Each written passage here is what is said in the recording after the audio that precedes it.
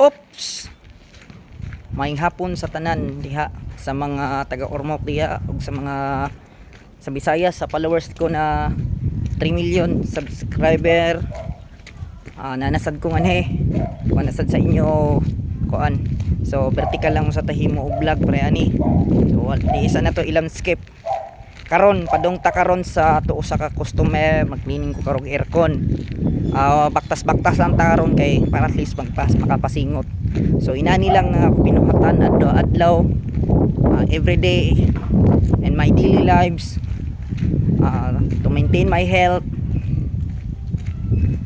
para at least ma-exercise sa ginagmay. Sakto lang sa kaon, di palabi kaon kay delikado sa lawas. Unya stay healthy permente sa iyang trabaho permente na. Kailangan lang na kung unsay mo kuno nimo buhaton. Unya magpadayon ta na malipayon.